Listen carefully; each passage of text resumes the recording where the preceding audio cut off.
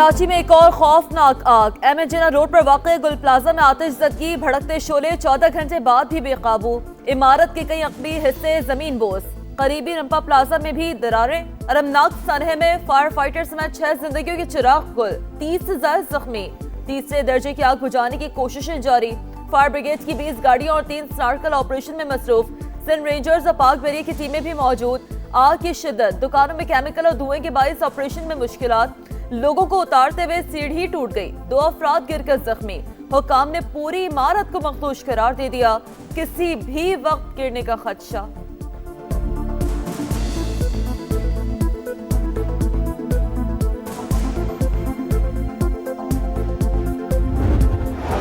डेढ़ घंटे बाद दिल्ली फायर ब्रिगेड की गाड़ी पहुंची है। 1.5 घंटे तक लड़ते रहे, उलझते रहे। हर 10 मिनट के बाद इनके पास पानी खत्म हो रहा है। डीजल की इनको प्रॉब्लम हो रही है। स्पार्कल में इनका जो इरादा आ रहा है, क्या करें, आले इनके पास नहीं कि भाई शटर काटे कुछ करें। मेरी अपनी टीम के खुद के 12 लोग मिसिंग हैं। टीम के जो 7 काम करने वाले लड़के, इसके अलावा वो भी हैं और बाकी मॉल के इतने लोग हैं। किसी के सेल्समैन, कोई लड़के हैं, कोई क्या है। अल्लाह करे कुछ बेहोशी की हालत में निकले, कुछ हम महफूज कर सकें, क्योंकि हाँ भाई ये ठीक है।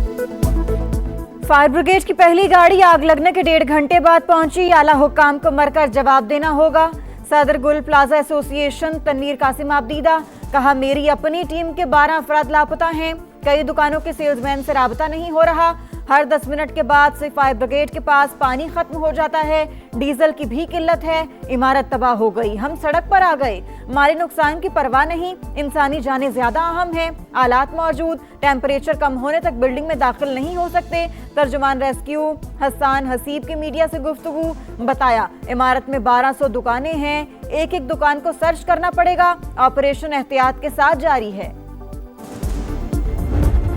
फैमिलीज थी बहुत सारी, कितनों के फोन आए हैं, हम कुछ भी किसी को नहीं बता सकते। हमारे दोस्त यार बहुत है अंदर। मेरे भांजे नहीं अंदर ही है। दोनों भाई नौकरी करते थे यहाँ पर। आगे निकल आया था बाहर, एक भाई अंदर था तो उसको लेने गया। आपका बेटा था अंदर? जी, पता ही नहीं अंदर है या कहाँ पर है, पता नहीं चल रहा। मेरे भाई का बेटा है, ना हमें जवाब मिल रहा है, ना कोई बॉडी का पता चल रहा है। किसी का बाप, किसी का भाई, किसी का दोस्त लापता। अपने प्यारों के लिए परेशान शहरी इमारत के बाहर मौजूद। कहाँ जाएं, किससे फरियाद करें, मालूमात देने वाला कोई नहीं। लोगों की दुहाई, प्यारों को इमारत से निकालने के लिए फौरी मदद की अपील। गुल प्लाजा के दुकानदार भी इंतजामिया पर बरहम। मेयर कराची मुर्तजा वहाब को जिम्मेदार करार दे दिया। वज़ीर आला सिंध का गुल प्लाजा में आतिशज़दगी का नोटिस। कमिश्नर कराची को फौरी इंक्वायरी की हिदायत। वजूहात मालूम करके रिपोर्ट पर पेश करने का हुक्म। गफलत या लापरवाही साबित होने पर जिम्मेदारों के खिलाफ कार्रवाई की हिदायत। मुराद अली शाह का जानी नुकसान पर गहरे दुख का इजहार। कहा, जख्मियों को बेहतरीन तिब्बी सहूलियात फराहम की जाएं। बरादरी है, किसको भी है, अगर किसी को नुकसान हुआ हम चाहेंगे कि कोई ना कोई मदद की जाए। मेयर अगर वहाँ पे होता तो क्या 1 मिनट में पूरी आग बुझ जाती? वो खुद उसको मॉनिटर कर रहे हैं। उस वक्त हमारी प्रायोरिटी है कि हम उस आग पे काबू पाए, ना कि हम सिर्फ फोटो सेशंस पे फोकस करें। आतिशज़दगी का इतना बड़ा वाक़या, मेयर कराची गायब। बयान जारी करके मुतासरीन से अफसोस का इजहार। मेयर वहां पर होते तो क्या 1 मिनट में आग बुझा दी जाती? शर्जील मेमन का सवाल। समाज से गुफ्तगू करते हुए शर्जील मेमन ने कहा, मुर्तजा वहाब सूरत हाल को मॉनिटर कर रहे हैं। रेस्क्यू का अमल ज्यादा अहम है, फोटो सेशन नहीं। मरने वालों के लवाकीन के गम में बराबर के शरीक है। हुकूमत ताजरों के नुकसान का अजाला करेगी। तर्जुमान सिंध हुकूमत सादिया जावेद बोली, इमारत में आग से निपटने का कोई इंतजाम नहीं था। 400 की जगह 1200 दुकानें बना दी गई। पार्किंग के लिए मुख्तलिफ 3 फ्लोर गोदाम के तौर पर इस्तेमाल हो रहे थे। पुरानी इमारतों को आग से कैसे महफूज रखा जाए, हिकमत अमली बनाई जाएगी।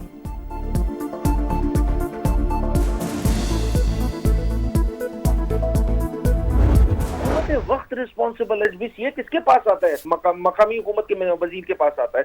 वजीर किसका है? पीपल्स पार्टी का है। हुकूमत किसकी है? पीपल्स पार्टी की है। वजीर आला किसका है? पीपल्स पार्टी का। मेयर किसका है? पीपल्स पार्टी का है। जनाब, ये एक इंतजामी नाअहली है।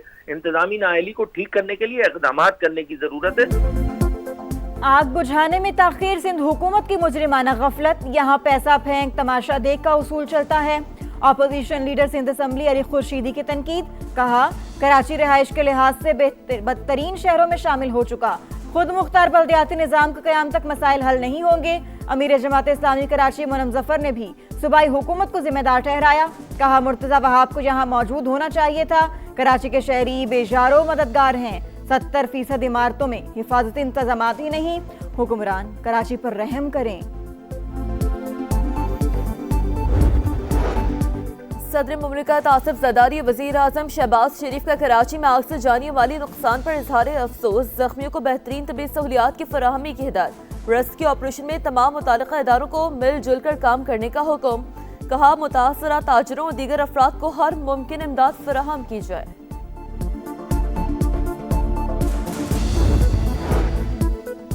अफगान सरजमीन का पाकिस्तान के खिलाफ मुसलसल इस्तेमाल, तालिबान रजीम की वापसी के बाद पाकिस्तान को दहशतगर्दी की नई लहर का सामना है। आलमी जरीदे द डिप्लोमेट ने आलमी बरादरी पर हकीकत अयां कर दी। लिखा, पाकिस्तान में दहशतगर्दी के 70% वाकयात में अफगान शहरी मुलव्वस हैं। वादों के बावजूद तालिबान ने कलअदम टीटीपी के खिलाफ कार्रवाइयां नहीं की। अफगान तालिबान और भारत के बढ़ते रवाबित की वजह से पाकिस्तान के लिए खतरात बढ़ गए। अमरीकी सदर ने बोर्ड ऑफ पीस को भी कमाई का जरिया बना लिया। मुस्तकिल रुकनीत के लिए $1 अरब फीस मुकर्रर, बाकी अरकान की मुद्दत 3 बरस होगी। बोर्ड अक़वाम मुत्तहिदा की तर्ज पर अमन के लिए किरदार अदा करने का जिम्मेदार डोनाल्ड ट्रंप खुद चेयरमैन होंगे। वीटो पावर भी हासिल, ब्लूमबर्ग की रिपोर्ट में इंकशाफ। अमरीकी सदर ने इब्तदाई मेंबरान के नामों का ऐलान कर दिया। Marco Rubio, Steve Witkoff, Jared Kushner, Tony Blair, world bank के सदर अजय बंगा, अरबपति सलाहकार रॉबर्ट गैब्रियल और मार्क रवान भी शामिल। व्हाइट हाउस की तुर्की, मिस्र और अर्जेंटीना के सदरों को बोर्ड में शमूलियत की दावत।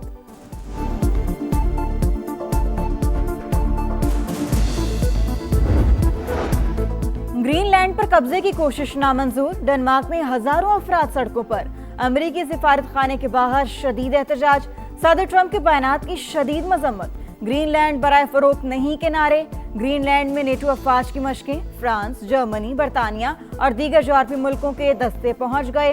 ग्रीनलैंड डेनमार्क का हिस्सा है और रहेगा। बरतानवी वज़ीर आज़म और फ्रांसीसी सदर का दो टूक मौक़िफ़। अमरीकी सदर का ग्रीनलैंड की हिमायत करने पर 8 यूरोपीय ममालिक पर 10% टैरिफ आयद करने का ऐलान।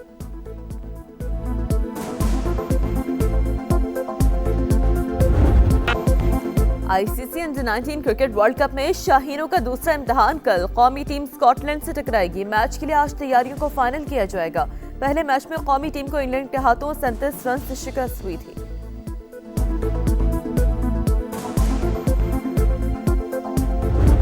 और जुदागाना उसलूब से माशरे के सुलगते मसाइल को उजागर करने का फन। मारूफ अफसाना निगार सादत हसन मंटू को बिछड़े 71 बरस बीत गए।